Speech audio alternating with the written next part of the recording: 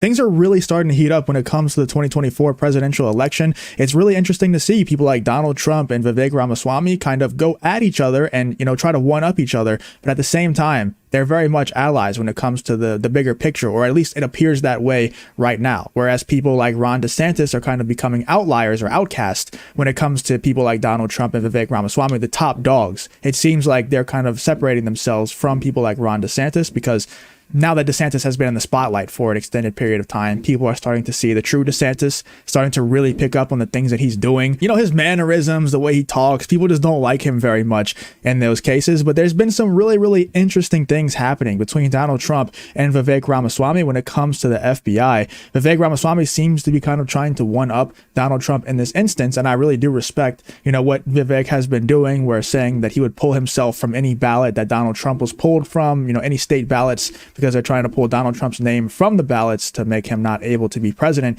in 2024.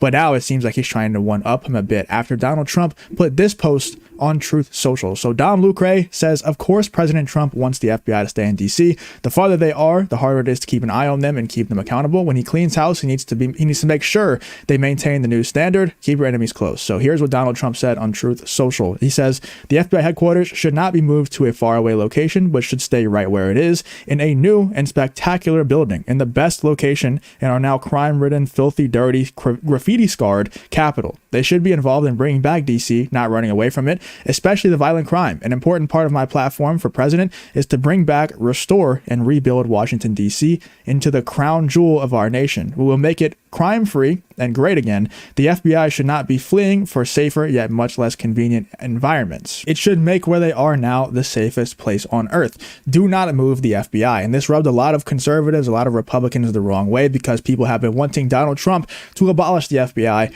for a really long time. And I think Vivek Ramaswamy might have seen an opportunity here to kind of one up Donald Trump, like I said earlier, because then he started posting things such as this. Here's what Vivek Ramaswamy said on December 30th, right after Donald Trump tweeted that or put that on Truth Social, and it went a little bit viral on Twitter. So he said, shut down the FBI, and yes, this is much more practical than it sounds. The FBI has about 35,842 person staff. 56% of the bureau that are professional bureaucrats should be fired immediately. Just 44% of FBI employees are special agents and intelligent analysts. These 15,770 specialists should be reassigned to serve under the narrow focus of other federal law enforcement agencies doing the same specialist work. And then he listed off a bunch of reassignments, and you can see a lot of people in the comments were very, very supportive of Vivek, but of course Donald Trump has a very, very diehard fan base as well, so they were kind of going at him for that. This person says, not quite, Vivek. Have you thought about repealing the Patriot Act and dismantling every agency that came with it? Say that you will. It was the biggest government power grab in U.S. history. You had me at shut down the FBI. I like that you don't just throw ideas out. There's actually a plan behind it. Not many politicians do this. I will say that Vivek, I don't know if he's putting on a front. A lot of people, a lot of politicians have said things like this and then gotten elected, or maybe not specifically like this, but said things that sounded great, then they get elected and they don't deliver on their promises. But Vivek definitely isn't just saying ideas. Like, he definitely does have plans for all of these things that he's saying. Now, if he actually carries out these plans, if he'll even be allowed to carry out these plans, who knows? But at least he does actually have plans behind the things that he's saying. So I'll definitely give him that. Everything that he says is followed up by a actual well thought out plan. He's not just saying things that sound good, not just saying buzzwords like people like Joe Biden and even Donald Trump does sometimes. With that being said, is he the person to actually get the job done, or is it Donald Trump? Who knows? Let me know in the comments who you think is the right person to actually get the job done. Vivek wants to fire your family members and friends and kill your government and pay private sector corporations to control your life for his country club hedge fund douchebag friends, America. He's never taken an oath or served anyone or even had what you'd consider a real job. So that person is obviously a Vivek hater and probably does not like this tweet very much. They were created to fight organized crime. Now they run it. There is no need for an intelligence agency to be outside the military, and considering recent years, the FBI is becoming an unconstitutional federal police force. So you can kind of get the gist of people agreeing, a very small amount of people disagreeing, but a lot of people agreeing with what Vivek had to say here. I think it was a great opportunity for Vivek to capitalize on and kind of one up Donald Trump. The race is heating up quite a bit, and then he also tweeted this one out. I believe this one was tweeted today, and he said this, which definitely sparked some conversation. Vivek says, I'll shut down the FBI and ATF, and here's one more more reason why. A voter in Iowa recently reminded me of a story of Ruby Ridge and the Weaver family. In 1992, Randy Weaver sold a sawed-off shotgun to a federal informant and was then surrounded at his cabin for refusing to appear in court.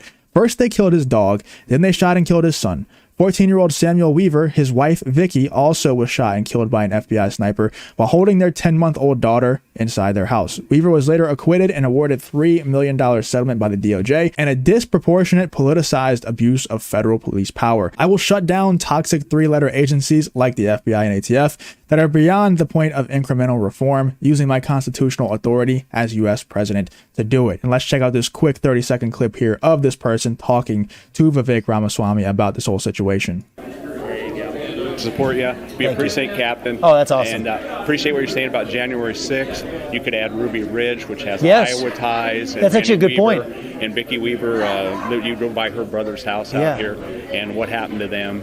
You know, it's a good example of the same politicized justice. The three-letter agencies have been screwing us for corrupt. a long time. So appreciate what Thanks. you do. We're going to change that. Thank you, my man. Courage is inspiring. I appreciate that. We're not going to stop till we get it done. I promise you that. Thank you. He seems legit, man. He seems legit. Let me know what you guys think in the comments. I'm very skeptical when it comes to any of these guys nowadays. I'll be completely honest with you. You know, he hasn't really had anything. Like, people, of course, when you're a politician, you're running for president, especially when you're running up against people like Donald Trump, and the left is obviously, you know, insane, and they're going to try to dig up dirt on everybody that they can. And it's hard to find some stuff. Obviously, there have been some stuff come up, you know, George Soros ties and stuff like that. But there hasn't been anything to make me think that he's a complete fraud. And let me know in the comments if you found something that will change my mind on that. But the guy seems legit. He seems like a genuine guy who wants to better the country. I hope I'm right, but I could be completely wrong. Let me know what you guys think in the comments about the whole situation, about the 2024 presidential election. Who do you think is going to win?